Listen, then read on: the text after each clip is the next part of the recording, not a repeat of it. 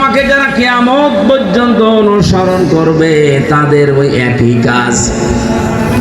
আমরা যেহেতু রাসূলুল্লাহর উম্মত, বিশ্ব নবীকে অনুসরণ করে জান্নাতে যেতে চাই, এজন্য নবীজি রাজনীতি করেছেন, জীবন চলে গেলেও রাজনীতি করব। আমি আয়াতটা এখন কেবল বানালাম। বলেন বলেন। সূরা ইউসুফের ভেতরে আছে 13 নম্বর পারা 7 নম্বর পৃষ্ঠা 5 নম্বর লাইনে পাবেন 108 নম্বর আয়াত। তাফসিরে ফি জিলালিল কোরআন এই ব্যাখ্যাগুলো যেভাবে বললাম এইভাবে লেখা আছে। এত দলিল দিয়েও যদি কারো মন খারাপ হয়, আমার মনে হয় ওর জন্মে সমস্যা আছে। কারণ এই কথা তো আর আমার নামে অ্যাডভার্টাইজ করছে। তাহলে রাজনীতির এই ময়দানে কোরআনের সাথে আসি আমি কি আন্দাজে না বুঝে শুনে? যারা যে কথা বলেন যে না করা যাবে না, আপনি কি আমার সাথে কোরআন বেশি পড়েছেন? আমি সেই ছোটবেলা থেকে এর সাথে লেগে আছি। আমি অনার্স মাস্টার্স করেছি কোরআনের উপরে। সুতরাং এক লাইন হলো আপনার চাইতে বেশি পড়া আছে। আমি বুঝে শুনে পড়ি, আন্দাজে কোনো আয়াত আমি পড়ি না। পড়লেই আগে ওখান থেকে কোনো তথ্য বের করি। আজকে দেখবেন তেলাওয়াতকৃত আয়াতে কত তথ্য আল্লাহ দিয়েছেন, আমি যেন সহজভাবে ডেলিভারি দিতে পারি। বলেন আমিন। তাহলে আমার কথা ছিল আমরা জীবনে যা কিছু আছে কোরআন কেন্দ্রিক ব্যয় করব। সময় হোক, সম্পদ হোক, চিন্তা ভাবনা হোক, লেখনী হোক, বক্তব্য হোক, যা কিছু কোরআনের সাথে রিলেটেড। কিয়ামতে আল্লাহ যখন জবাব নেবেন তখন এই সময়টা আল্লাহ মাইনাস করে দেবেন। আপনি কি জানেন জবাব কি জিনিস?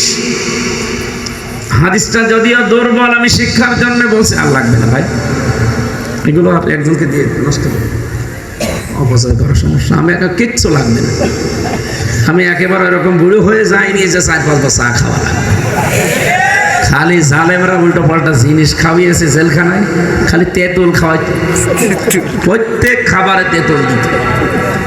এই কারণে কণ্ঠটা নষ্ট হয়ে গেছে আমার। এই যে 17 সাল 18 সালের কণ্ঠ এখন আছে।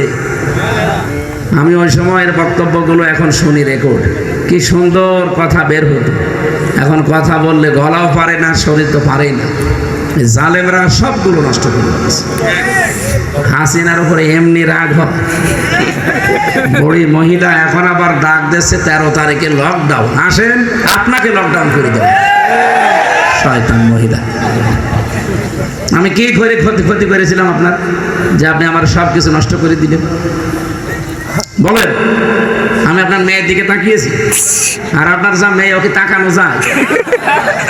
ছাতা একটা জন্মে থিয়েছে, ও নিচে যেমন শয়তান, ও যা জন্মিয়েছে সব শয়তান। ওর ছেলেটা একটা নমরুদ। ও নমরুদ আজকে বক্তব্য দিচ্ছে যার যা আছে সে যেন 13 তারিখে ঝাঁপিয়ে পড়ে। ঝাঁপিয়ে পড়েন 32 নম্বর যেমন 33 নম্বর হয়েছে।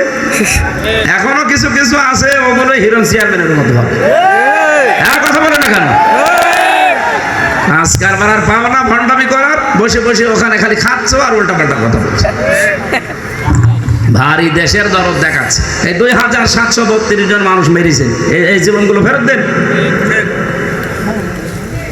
আপনাদের এই ধোকাবাজি, এই গলাবাজি, প্রতারণা মানুষ এখন বসে। আপনি নামেন, কি করে দেখেন। এখনো যেভাবে আছেন নিরাপদে হালকা পাতলা থাকেন, বেশি ঝামেলা করবেন এগুলোও থাকবে। যারা এই মুখোশ পরে মানকি টুপি পরে নেমেছে আজকে, প্রত্যেকের ধরে আর্মিতে এমন জায়গায় বেরিয়েছে দেখাতে পারবে। উল্টা পাল্টা নামবেন, ঝাড় খাবেন। আশা করছি এরকম উস্কানিতে পা আর কেউ দিয়েন না। অন্তত দেশের পরিবেশ যেভাবে আসতেছে, দেশি বিদেশি ষড়যন্ত্রগুলো যদি এবার আমরা আল্লাহ মোকাবেলা আমাদের করতে তৌফিক দেয়, এদেশে ইসলাম এবার কায়েম হবে।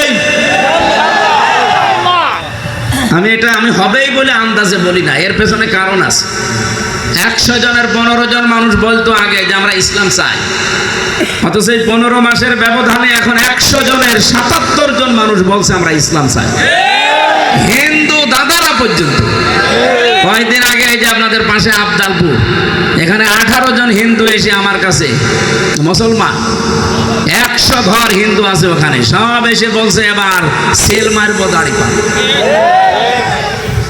ওদের যে মহাসচিব গোবিন্দচন্দ্র পরামানিক সে পর্যন্ত বলেছে যে বাংলাদেশে যদি ইসলাম আসে আমরা সবচাইতে নিরাপদে থাকতে পারবো, কারণ আমাদের দেওয়ালে পিঠ থেকে গিয়েছি। এই জন্যে সব যেহেতু এক হয়ে যাচ্ছে, হিন্দু পর্যন্ত বুঝে ফেলেছে। আর আল্লাহরও একটা সুন্নাত আছে। আল্লাহর সুন্নাত হচ্ছে জমিনে যারা মায়ের খায়, জুলুম অত্যাচার নির্যাতনের শিকার হয়, আল্লাহর সুন্নাত হচ্ছে তাদেরকে আল্লাহ জমিনের নেতা বানিয়ে দেয়, উত্তরাধিকারী বানায়, আর জমিনের শাসন ক্ষমতা দিয়ে দেয়।